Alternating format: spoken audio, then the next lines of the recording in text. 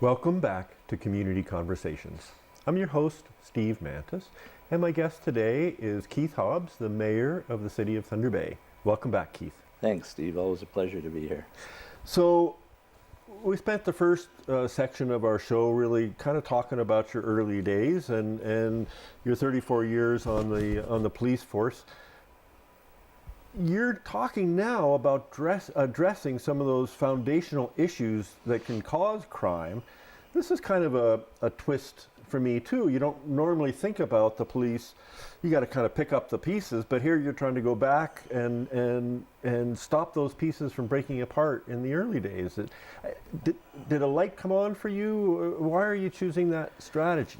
I think because 34 years of frustration, especially at the end of my career when I was a watch commander in uniform and I would see the same people being picked up for intoxication in public. They'd be lodged in the cells where they don't belong in the first place. They need to be treated for their alcohol addictions and drug addictions. And see you tonight, Fred. As they're going out the door, we were on a first name basis, and I knew who all the people were that had issues, and that was really frustrating for me because there's got to be a better way. And then our officers are tied up at the hospital if there's mental health issues, and we respond to a lot of calls that we had no business responding to. Police officers now are social workers, they're psychiatrists, they're everything, and that's not what they're meant to do. They're supposed to, the principles of policing is to protect life and property and stop crime and things like that, but the roots of crime are never addressed, and it always falls to the police. You look at the inquest that's going on right now, and I'm not going to comment too much on it, but that's the fallout. And the police, sometimes the finger is pointed at them, and I'm not saying that's happening here because it's not. But people, the public, always tend to pick on the police and not look at the root problem. So we, as mayors across the country, are now starting to do that in a big way. I belong to LUMCO, which is a large urban mayors caucus of Ontario, and that city's over 100,000 people, and I'm hearing the same complaints about homelessness, addictions, alcohol. So it's not just Thunder Bay. Every municipality is addressing it now, and it's about time.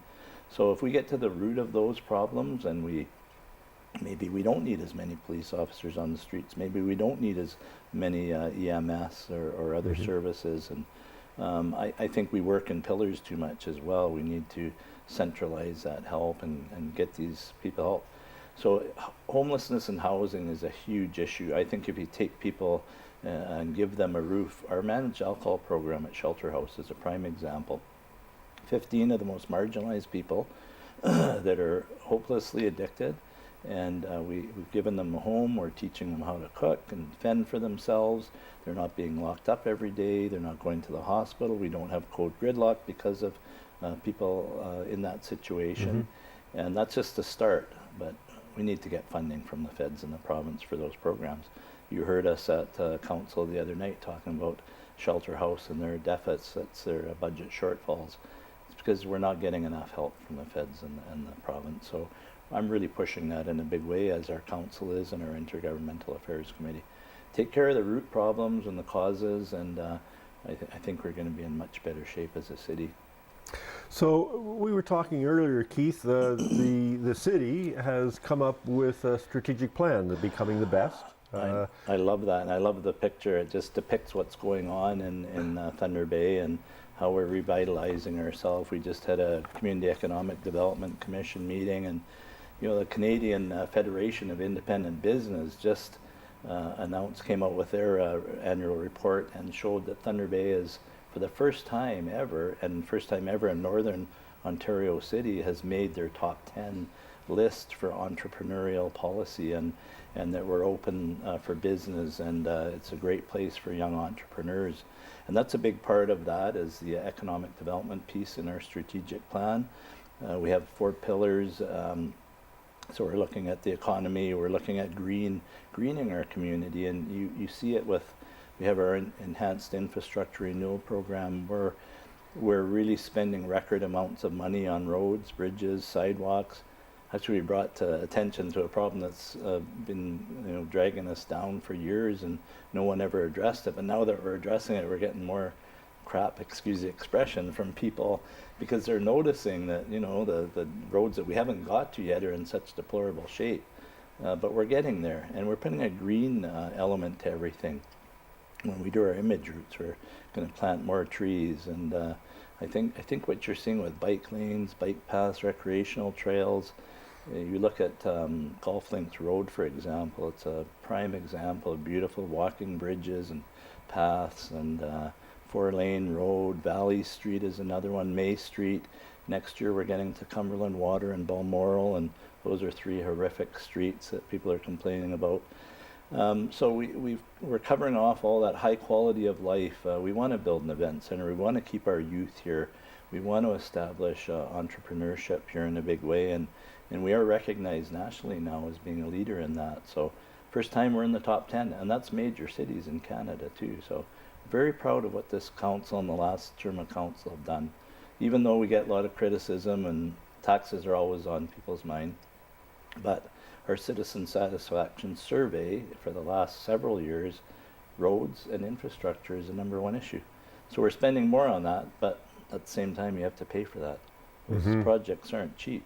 If you look at Balmoral, Golf Links Road, the Golf Links Road Junot corridor, that's $20 million project. We spent $17 million already.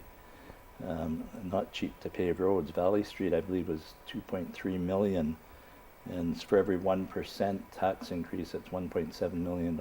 So do the math. Those roads are not cheap to get done, but we're on a course to do it. So you talked about, you know, even though you've broken into the top 10 and things are improving, you still get a lot of, you know, criticisms, and it seems, you know, that our municipal governments are where citizens really get to engage more fully. I mean, we're the front line, Steve. Yeah, you don't go away to work. You stay right here. Yeah, you're here all the time. exactly. You've got an open door. You know, people are welcome to come and talk to you. How do you see that as a responsible government? Is that something that's important to you?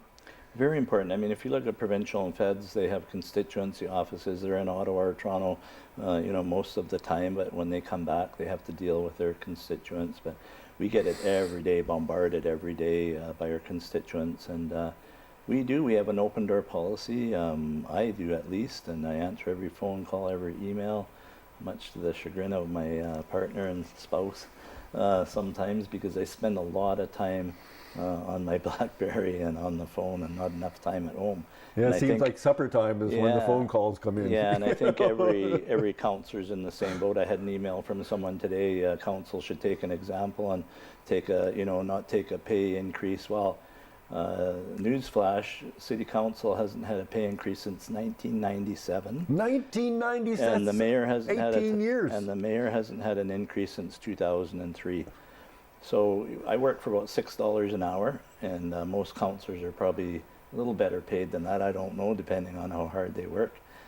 So we certainly don't do it for the money, not at all. Well, listen, I've got a union you should talk to that I think you can get a bit better wage than that. Well, that's another thing. Our unions have been very responsible. They've taken 1.5 to 1.7% increases, which is, I think, very responsible. So, you know, we've had challenges, Stephen, the last 3 years. We had the historic flood in 2012, 2 back-to-back harsh winters. We had hundreds of frozen pipes in homes, and it's been brutal on budgets, litigations, things like that. So, you know, we're trying to do as responsible as we can, and we're not going to have a 5% tax increase this year, I can tell you that right now. Well, there's good news.